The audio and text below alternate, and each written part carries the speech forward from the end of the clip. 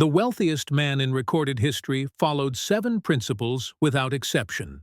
Solomon accumulated wealth equivalent to hundreds of billions in modern currency. But wealth was not the goal. Wisdom was the goal. Wealth was simply the natural consequence of applied wisdom. These 7 laws appear throughout 1 Kings and Proverbs. They are not suggestions. They are boundaries.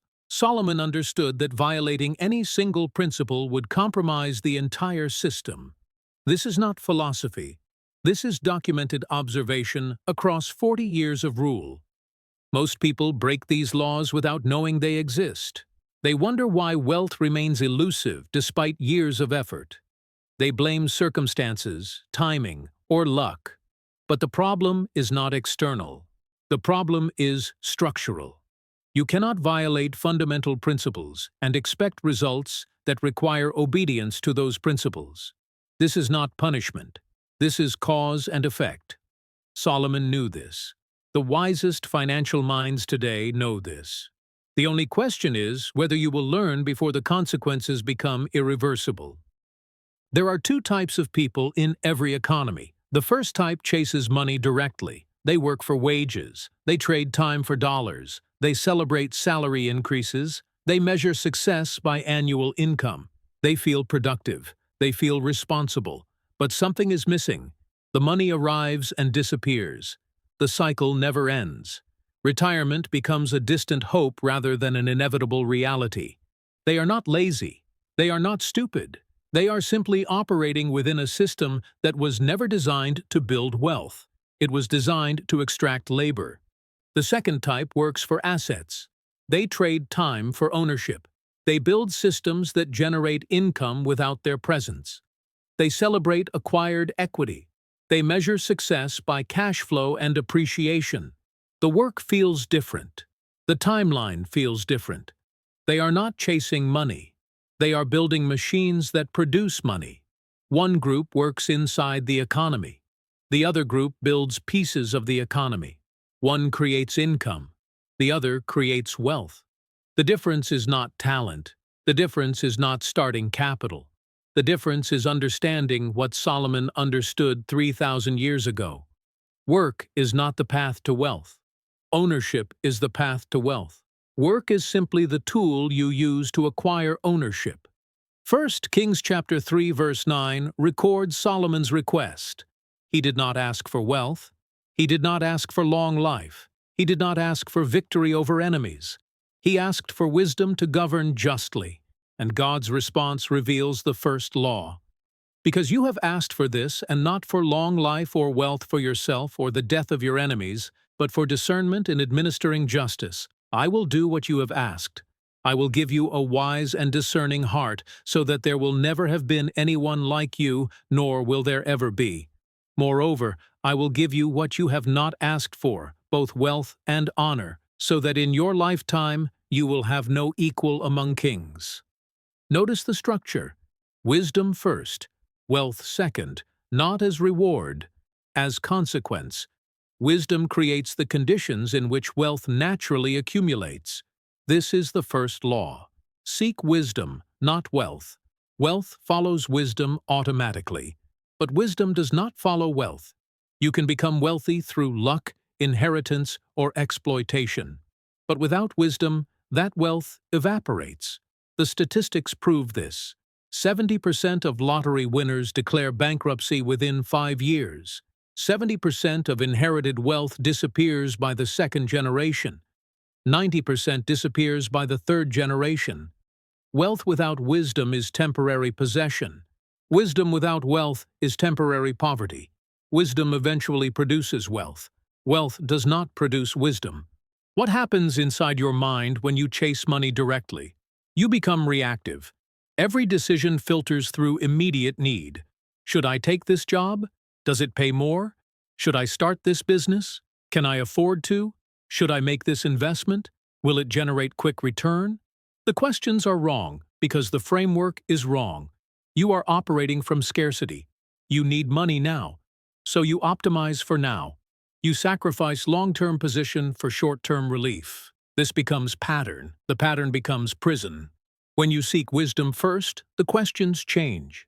Should I take this job? Will I learn valuable skills? Should I start this business? Does it solve real problem? Should I make this investment? Do I understand the underlying value? The timeline extends. The pressure releases. You are not desperate. You are strategic. Desperation makes you weak. Strategy makes you dangerous. Desperation accepts bad terms. Strategy creates better options. Solomon understood this at the beginning, so God gave him everything he did not ask for, because asking for wisdom revealed he already possessed the foundation necessary to handle wealth properly. Charlie Munger spent 80 years studying decision-making and wealth accumulation. His conclusion? Invert. Always invert. Do not ask how to get rich. Ask how people stay poor, then avoid those behaviors. This is not new wisdom. This is what Solomon practiced 3 millennia earlier. Proverbs is not a manual for wealth accumulation. It is a manual for avoiding wealth destruction. Avoid debt. Avoid surety. Avoid haste. Avoid pride. Avoid laziness. Avoid foolish partnerships. The wealthy are not smarter. They simply avoid stupidity more consistently. Solomon's 7 laws are boundaries. Stay inside them and wealth becomes inevitable. Cross them and poverty becomes mathematical certainty, regardless of income level. The second law appears in 1 Kings chapter 4. Solomon established administrators over all Israel. 12 district governors, each responsible for providing food for the king's household 1 month per year. Notice the structure. Division of responsibility. Distributed load. No single point of failure. This is the second law. Never depend on single source. Diversify provision. Diversify income. Diversify assets. Concentration creates vulnerability. Distribution creates resilience. Most people violate this law daily. They have one job, one income stream, one employer who controls their entire financial existence. They believe this is normal. They call it career. But it is concentration risk disguised as stability. Stability is illusion when one decision by one person can eliminate your entire income permanently. This is not stable. This is fragile. Solomon understood fragility, so he built redundancy into every system. 12 governors, not one. 12 sources, not one. If one failed, 11 remained. The kingdom continued. The provision continued. Nothing stopped. You need multiple streams, not for wealth, for survival. The engineer who only engineers is one recession away from catastrophe. The salesman who only sells is one territory change away from disaster. The employee who only works is one restructuring away from poverty. This is not pessimism. This is observation. The economy does not care about your loyalty.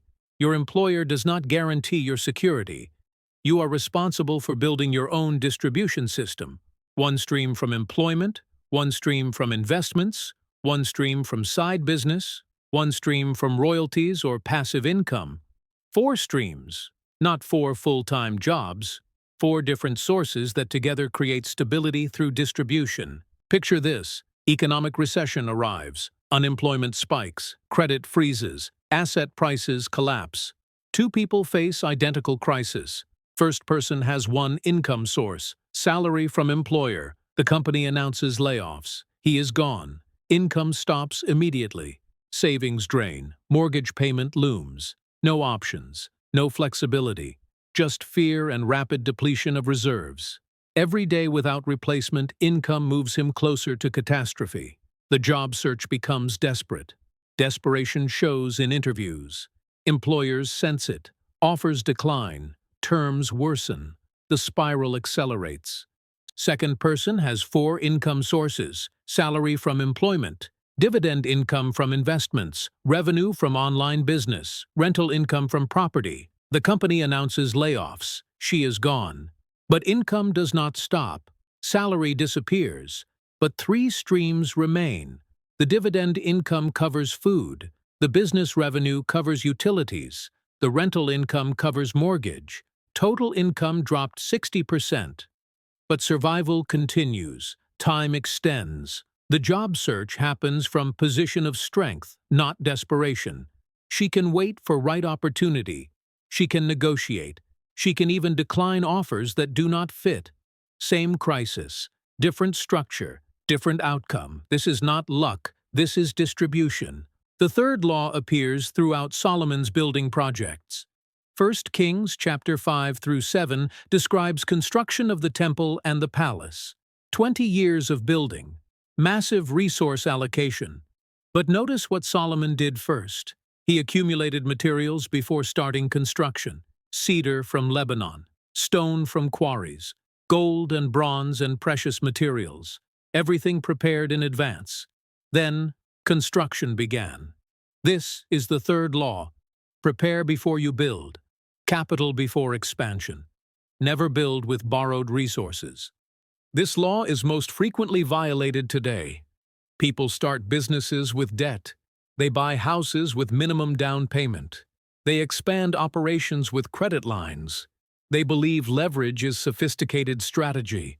But leverage is simply another word for fragility. When you build with borrowed money, you are not building on your foundation. You are building on someone else's foundation.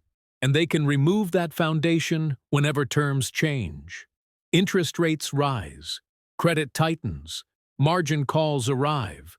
The building collapses. Not because your plan was wrong, because your foundation was never yours. Solomon spent years accumulating before he spent months building. The accumulation phase feels slow. It feels unproductive. You have resources sitting idle while opportunity passes. But this is illusion. The resources are not idle. They are becoming foundation, and foundation determines how high you can build. Weak foundation means low ceiling. Strong foundation means unlimited height. You cannot skip foundation and expect the structure to hold. Physics does not allow it. Economics does not allow it. Solomon knew this. So he waited, he accumulated, he prepared. Then he built something that lasted centuries. Modern validation comes from Benjamin Graham. He spent 50 years analyzing market cycles and business failures. His conclusion? Margin of safety. Never invest without buffer. Never expand without reserves. Never depend on perfect conditions. Build assuming problems will arrive. Because problems always arrive. The companies that survive recessions are not the companies with best growth rates. They are the companies with strongest balance sheets, cash reserves, low debt, multiple revenue streams, boring, stable, resilient. Solomon built the same way.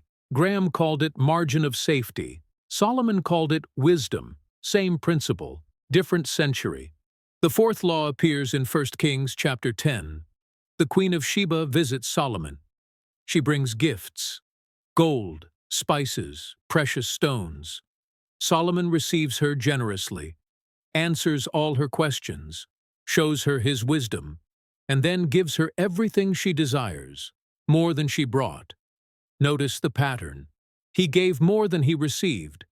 This is the fourth law. Give before you need. Give more than you receive.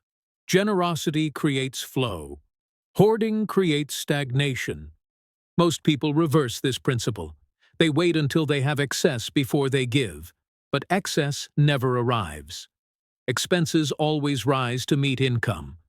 The person making $40,000 per year believes they cannot give because bills consume everything.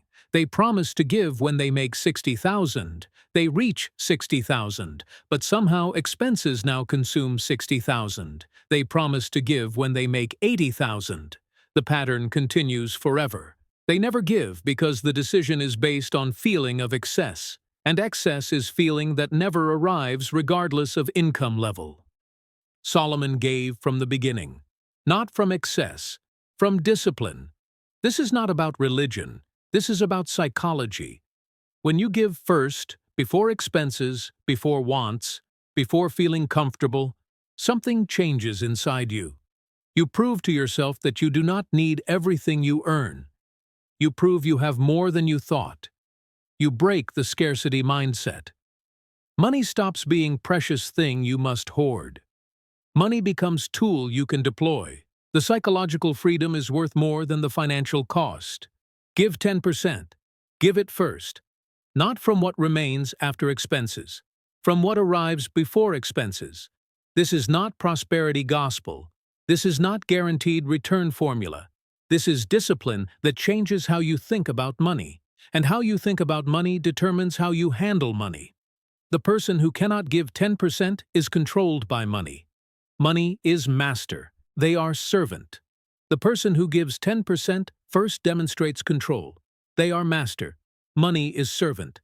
The external action creates internal freedom. The internal freedom creates better decisions. Better decisions compound over decades. The fifth law appears in 1 Kings chapter 11. Solomon's later years. He accumulated 700 wives and 300 concubines. His wives turned his heart after other gods. His heart was not fully devoted to the Lord. And the kingdom began to fracture. Enemies arose. Internal rebellion started. The United Kingdom split after his death. This is the fifth law. Guard your heart.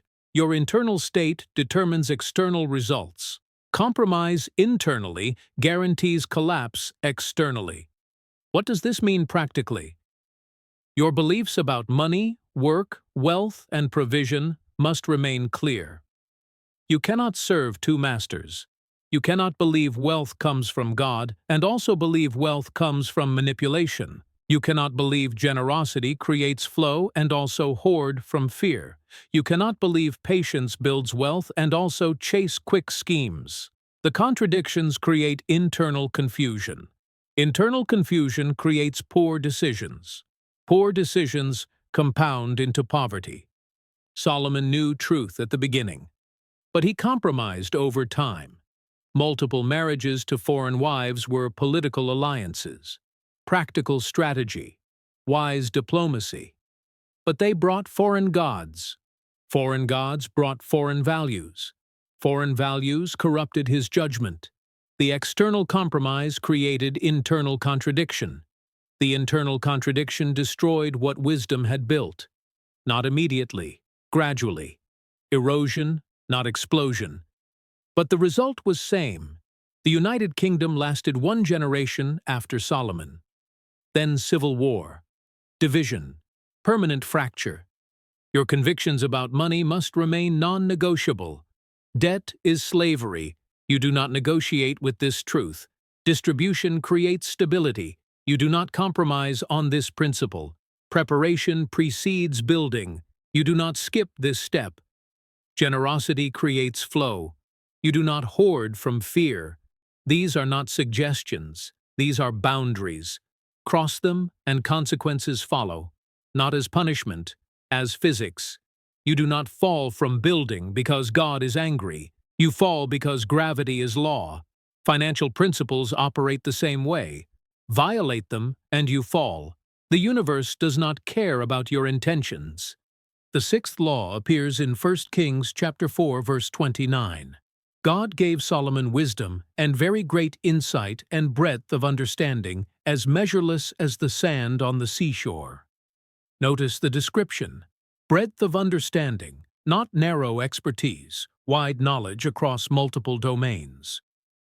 Solomon studied plants from cedar of Lebanon to hyssop growing out of walls. He taught about animals and birds and reptiles and fish. He composed thousands of proverbs and songs. This is the sixth law. Develop range. Specialists are vulnerable. Generalists adapt. The modern economy worships specialization. Become expert in narrow field. Go deep, not wide. Master one skill. This advice works in stable systems, but systems are not stable. Industries collapse. Technologies become obsolete. Entire professions disappear. The specialist who spent 20 years mastering one skill discovers that skill is no longer valuable. They must restart from zero. The generalist who developed range across multiple domains adapts. One skill becomes obsolete. 5 others remain valuable. One industry collapses. 3 others are hiring. Solomon's wisdom was not narrow. It was broad. He could discuss agriculture, zoology, music, poetry, engineering, diplomacy, and theology. This breadth made him valuable in any context. No matter what problem arose, he had relevant knowledge. No matter what opportunity appeared, he could contribute. The range created resilience. You need same approach. Do not build career on single skill. Build portfolio of skills. Learn to write clearly. Learn to speak persuasively. Learn basic finance. Learn basic technology. Learn basic sales. Learn basic management. Each skill multiplies value of others. Writing and finance together create consulting opportunities. Speaking and technology together create training opportunities. The combinations are endless. The specialist has one path. The generalist has 20 paths. Nassim Taleb calls this antifragility, systems that gain from disorder. The specialist is fragile. Disruption destroys them. The generalist is anti-fragile. Disruption creates new opportunities because they can recombine skills in novel ways. Solomon understood this 3,000 years before Taleb coined the term. Breadth of understanding as measureless as sand on seashore, not narrow expertise, wide capability, build the same way. The seventh law appears in 1 Kings chapter 3, verse 28. All Israel heard the verdict the king had given, and they held the king in awe because they saw that he had wisdom from God to administer justice. Notice the result of wisdom: respect, authority, trust. This is the seventh law. Build reputation slowly through consistent wise action. Reputation is asset that compounds across lifetime. Most people want recognition immediately. They want credit for every small win. They want praise for basic competence. They want fame before they have substance. But recognition without foundation is dangerous. It creates pressure to maintain image you have not earned. It attracts opportunities you cannot handle. It builds house of cards that collapses when tested. Solomon built reputation slowly, case by case, decision by decision, year by year. The reputation became unshakable because it rested on demonstrated wisdom, not marketing. You need same patience. Do excellent work quietly. Solve problems without demanding recognition. Help people without expecting immediate return. Make wise decisions consistently. The reputation builds naturally. People notice. People talk. People remember. And when opportunity arrives, your reputation opens doors that credentials cannot. The person with strong reputation and average credentials gets opportunity. The person with weak reputation and excellent credentials gets rejected, because people hire based on trust, and trust comes from reputation, and reputation comes from demonstrated character over time. Warren Buffett spent 60 years building reputation for integrity and wisdom. That reputation is now worth billions in deal flow alone. People bring him opportunities first because they trust him. They know he will treat them fairly. They know he will keep his word. They know the transaction will be clean. That reputation took decades to build. But it creates permanent advantage. Solomon built same advantage.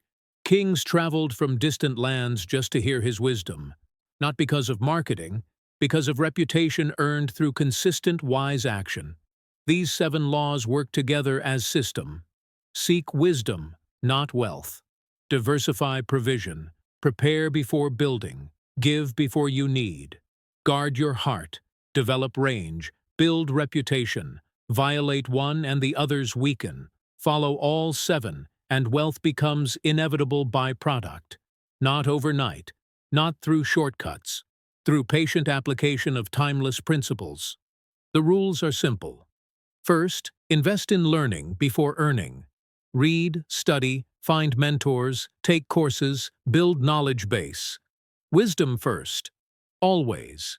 Second, create minimum 3 income streams within 5 years. Start with employment. Add investments. Add side business. Distribution creates stability. Third, never start business or buy property with borrowed money. Save first. Accumulate capital, then deploy. Patience protects you from catastrophe. Fourth, give 10% of every dollar you receive before paying any expense. Discipline over feeling. Fifth, write down your core beliefs about money and review them quarterly. Guard against corruption and compromise. Sixth, learn one new valuable skill every year. Build range deliberately. Seventh, do excellent work without seeking recognition. Let reputation build naturally through demonstrated character. These are not complicated, these are choices. You decide which path you walk. The path of wisdom or the path of shortcuts. The path of patience or the path of haste. The path of discipline or the path of impulse. Both paths are available, both paths produce predictable results. One path leads to freedom, one path leads to slavery. Solomon chose wisdom. The wealth followed, not as magic, as mathematics. You are not powerless. You are not trapped by circumstances. You are making choices every day. Every choice compounds. Every decision creates trajectory. Small decisions today become large results in 20 years.